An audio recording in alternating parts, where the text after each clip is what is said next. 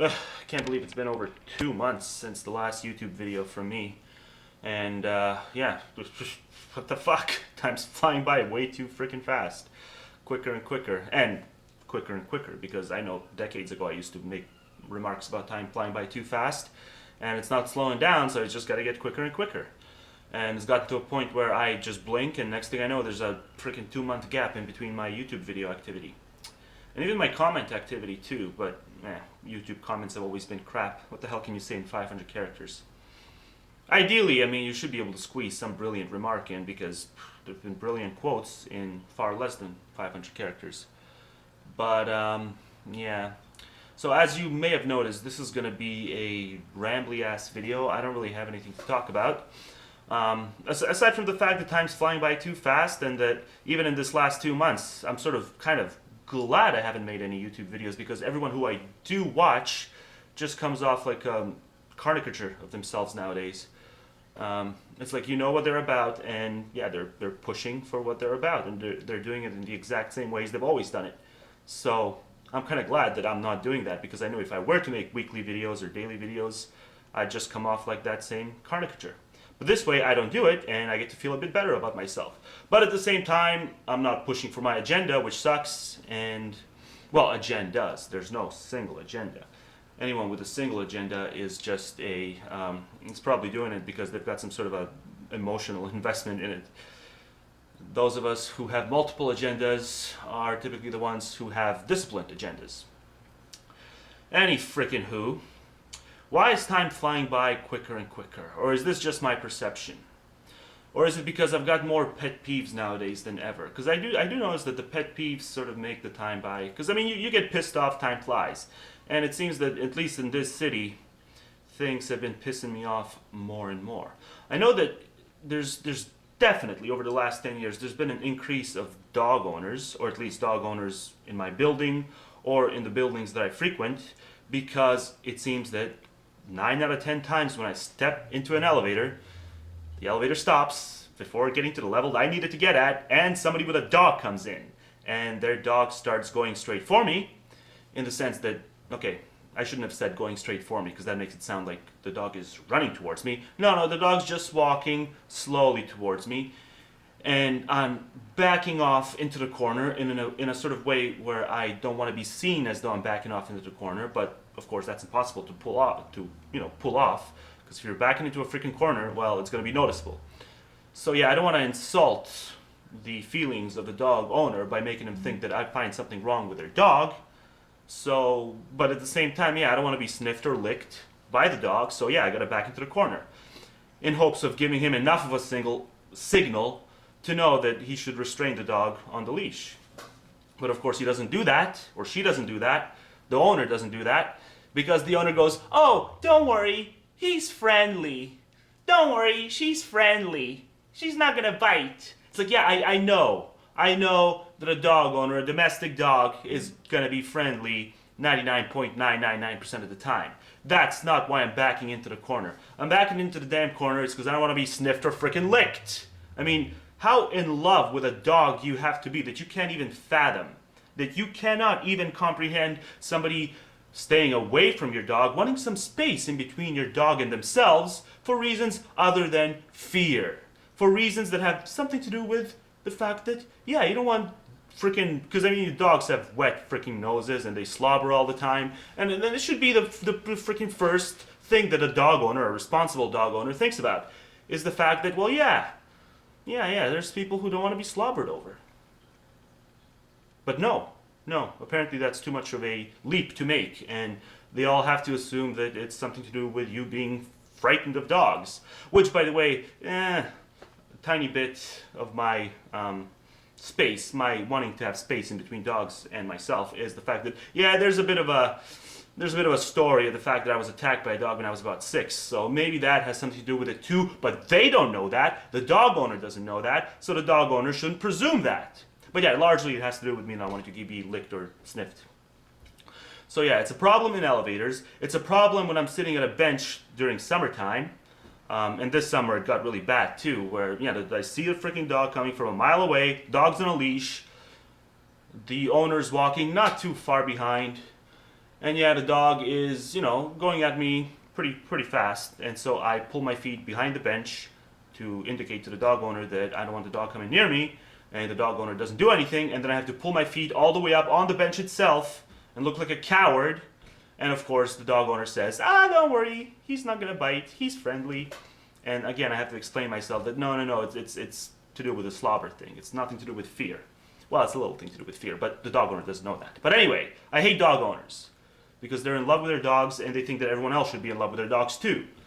It's kind of like people with kids and people showing their kids to you in their, workplace and stuff like that. But that's a whole different rant, which I may do and upload it as an unlisted video on the blog, because I don't want to talk about any coworkers publicly, because for all I know, they could be watching my channel. At least they hint.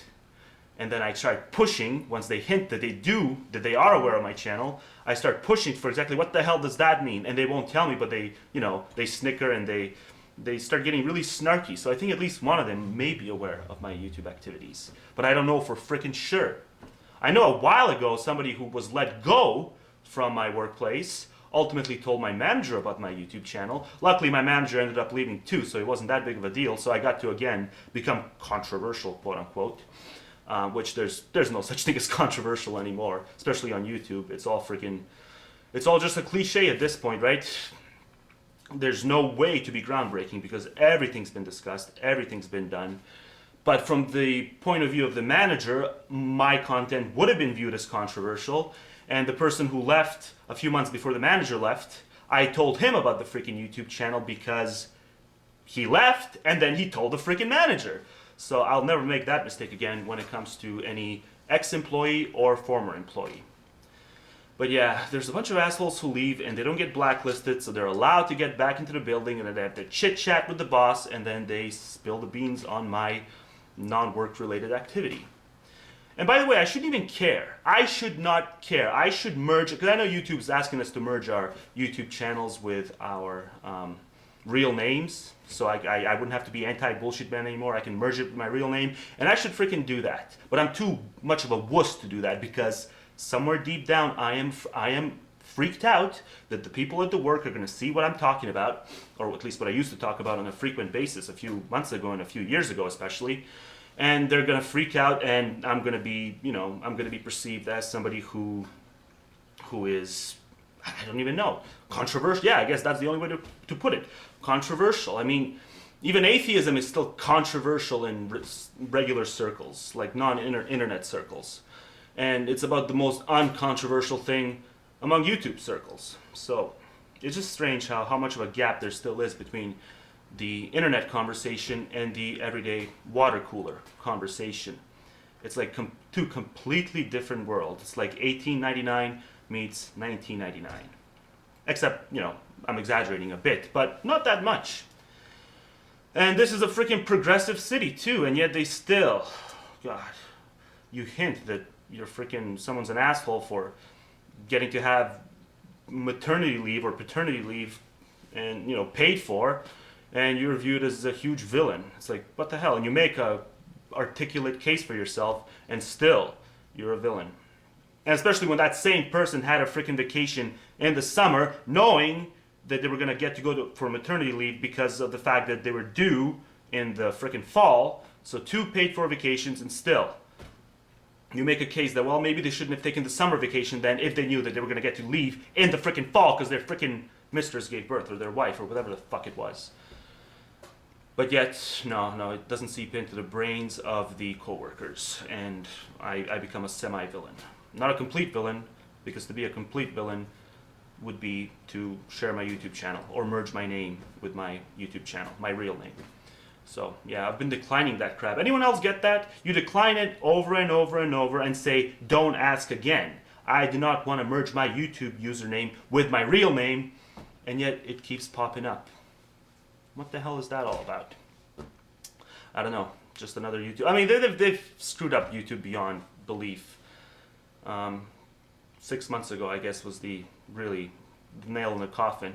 But they managed to drive that nail a little further down every couple of months or so by coming up with some new little thing. I mean, who would want to merge their freaking... I guess, yeah, well, I guess it's a matter of cowardice. I'm just too much of a coward to have my real name, to be Googleable. Yeah, to be Googleable in case I need to do interviews somewhere down the road. Because right now, you Google me, you don't get nothing. Because there's a bunch of other people in Serbia who've got my identical name, and so you'll get info on them, but you're not going to get any info on me because, yeah, I'm pretty anonymous as far as my real name goes on the internet. So anywho, any freaking who. What else do I have to bitch about? This is a completely trivial video, as I'm sure I mentioned at the top of the video. If I didn't mention that it's a completely trivial video at the top of the video, I sincerely apologize. I've got absolutely nothing real to talk about. This is just me dropping in. I'm just dropping in because I haven't dropped in ages. Because there's nothing to drop in for. This is a cesspool. It's been a cesspool for ages. But at the same time, there's still a few people who sort of want to see you make a video. So for those few people, I'm dropping in. So, yeah, that's the disclaimer I guess I should have given at the start of the video.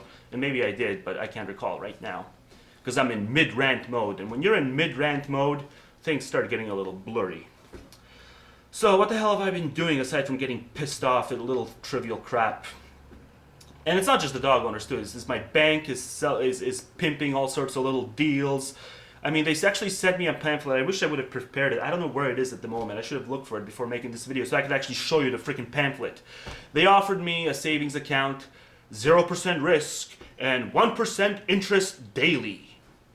1% interest daily earned. Put down as much as you want. And I've got a shit ton saved up too, right? And this pamphlet is being addressed specifically to me.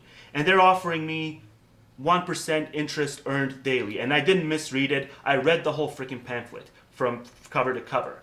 Nowhere did it contradict that earn 1% interest daily statement that they made.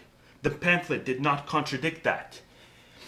So basically what they offered me with that pamphlet, with that piece of propaganda, which they want to catch me in some sort of a legal bullshit catch-22 thing, if I go and have a meeting with them to schedule an opening of that savings account, yeah, it's just basically to lure you in, to make you think that, oh crap, so if I put all my saved money down to the savings account, they're offering me, do the calculation, do the math, yeah, I can earn $400 a day, yeah.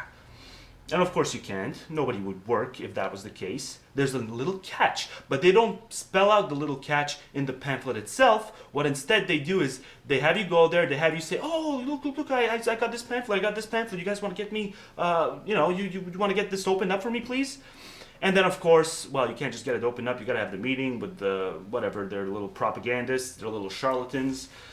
And then they throw in the additional terms, but what they do is, and I've known coworkers who got tricked by these little additional terms, because they say that, well, you got to sign this because it's a limited time only, blah, blah, blah, and they give you a freaking boatload of legal documentation to look over, and they want you to look it over in the meeting because it's limited time only. And then, sure enough, the less skeptical of us end up signing the freaking paperwork and end up getting screwed because they haven't read over all the little tidbits.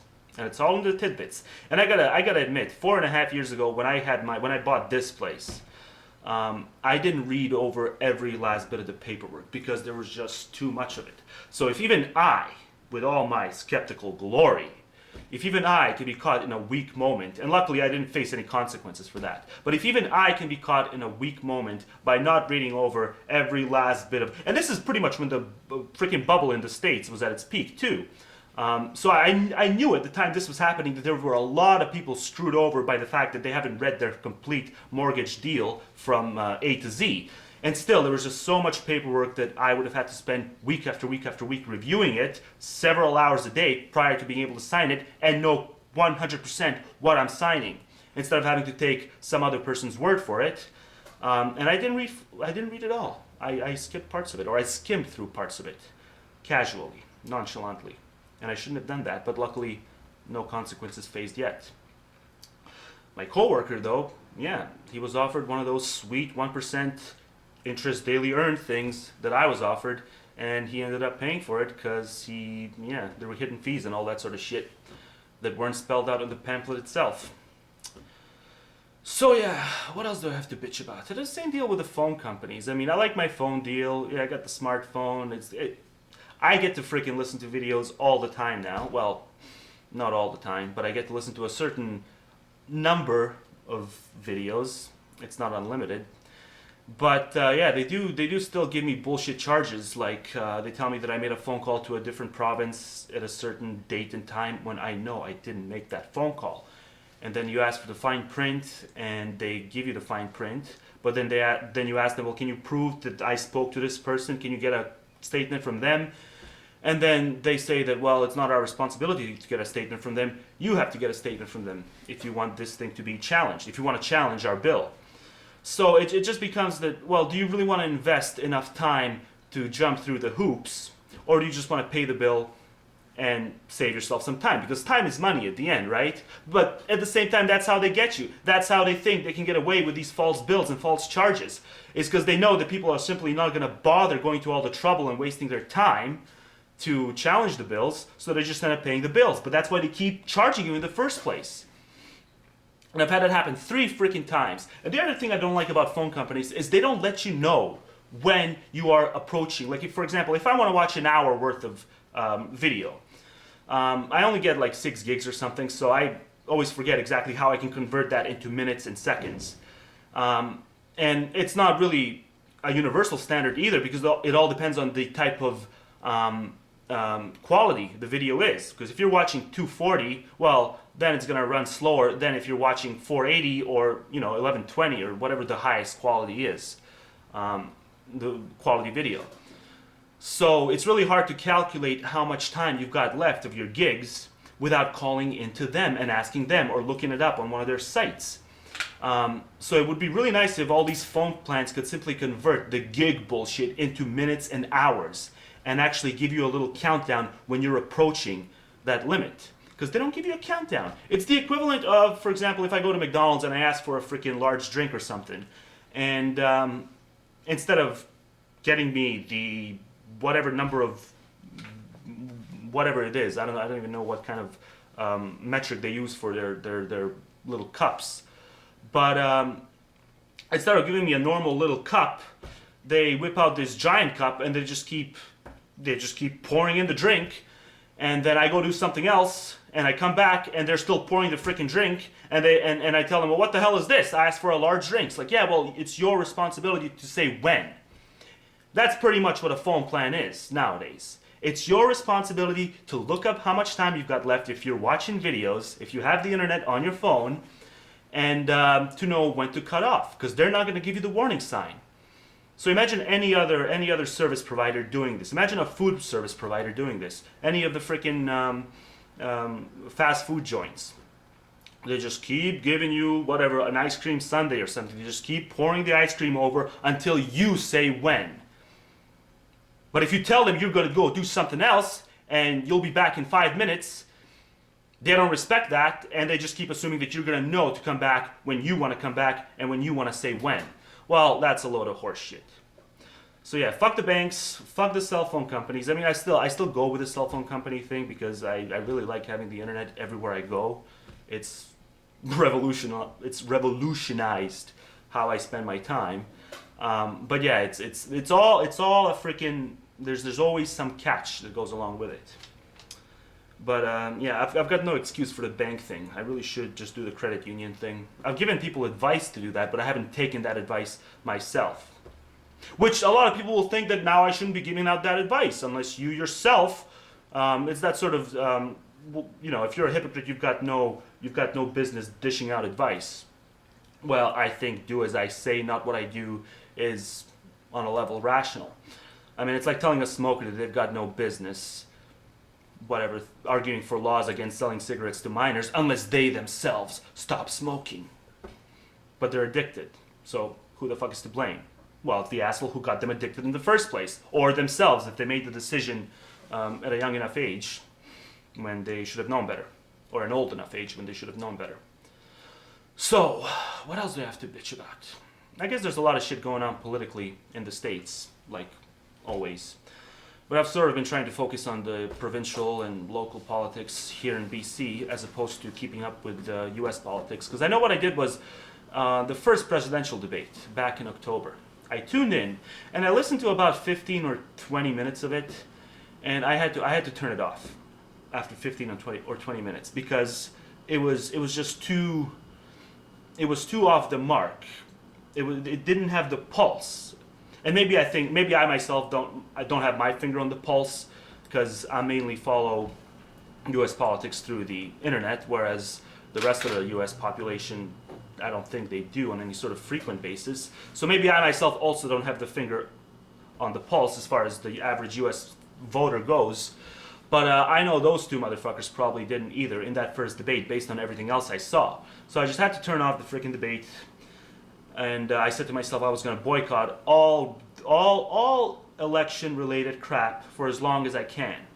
And of course, I successfully did so up until November 7th, the day after Obama won, because it was just everywhere and I couldn't get the hell away from it. So I decided to look up a few videos because they were inescapable anyway. And I noticed a lot of the Democrats and then the progressives talking about how, it was just a complete landslide and the country has spoken. And then, yeah, it's a rejection of traditionalist views. It's not the same country anymore. And this is what O'Reilly and Glenn Beck and Limbaugh, and they were all saying this shit too, is that this country is changing drastically because of the results of this election, right? But it's such a pile of horseshit. I mean, Democrats have no reason to be happy. Well, for a number of reasons, mainly because Obama is a Republican spewing progressive rhetoric, and enough of his base still eats it up.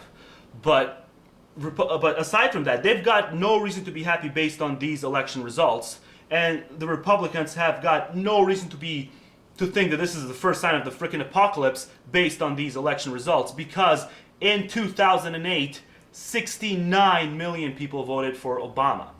In 2012, 61 million people voted for Obama. He got far less votes this time around. So why are they talking about as if these are the first signs of the country changing when there's less people voting progressively nowadays? And the most tedious part about all of this is that Romney and the rest of the freaking Republican platform, they upped the ante on their social conservatism bullshit. Okay, they upped the ante on their, abortion crap and all the other bullshit, all the other social baggage that they carry. They're spewing all that shit like it's freaking 1899. And still, despite all of that, I mean, to me, that's basically giving the Democrats an election when they get into that shit. It's basically handing them the election because, yeah, the majority of Americans are past that bullshit. But even despite that, the freaking president, Mr. Obama, was still only able to get 50.5% of the popular vote. Romney, despite all that baggage, and despite all the contempt he clearly has for anyone who is not economically successful, and there was a huge sting that came out of it, and I mean, we just know his whole, what was the company name that he worked for? I forgot now, Bain Capital. I mean, that whole thing was exposed from every angle. And still, despite all of that, despite this round of Republicans being one of the worst in ages, they still got 48% sharp, 48% sharp of the popular vote. Now imagine if they had just dropped all the social policy bullshit that they peddle. Would there be all this talk about people voting Democrat and the minority groups and all that sort of shit? No, there wouldn't. Because Democrats are celebrating something they've got no business celebrating, and Republicans are panicking over this sudden overhaul of progressive thought in the states. But no, that's simply not happening. It was a tight election, one of the tightest, and it was certainly a lot less people voting for Obama than they voted in 2008. So, yeah, the people worrying about the apocalypse are idiots. And they're idiots anyway, because they think Obama's a Marxist, right? But the Democrats are celebrating for absolutely no good reason, because this was an election that they should have been able to take 75 to 25%, given all the social crap the Republicans are still plagued by, that they still plague themselves by willingly. And yet there were still enough people in the states who just hated the way Democrats do their economic and foreign policy bullshit, that they were still willing to side with Romney, even though they disagree with Romney socially, just because that's how poorly of a job, that's how much of a poor job Obama did presenting his arguments on foreign policy and his economic policy. And that makes sense because his positions on those two things are literally shit. So it's not a matter. I shouldn't have said he presented it poorly. He presented it as best he could, given that these are the positions that he has to uphold, given who financed him in both 2008 and 2012. But as I always say, there's an easy way to fix that. You got to get rid of the Electoral College and you got to get instant runoff voting. But not enough people are talking about that, and not enough people are talking about imposing accountability by way of lie detector tests, by way of putting cameras in representatives' office. And don't get me wrong, even if you did all that, it's still a matter of finding an honest candidate at the end of the day. It's just that you can't expect to find too many honest candidates, so you got to do the additional accountability measures. But yeah, your main man, you have to have confidence in your main person that you're running. Because if you don't have confidence in the main person, there ain't no amount of accountability mechanisms that can actually do the deeds. Let's just sort of say. And I think that's all. Let's see, how long did I talk? Holy fuck, I spoke for 26 minutes. And I said to myself it was going to be completely trivial, but I guess I threw in some political yammering at the end. So sorry about that. And do I want to stop now, or do I want to talk about a few other things? Do I have anything else to talk about? No, I can't recall off the top of my head, so sayonara.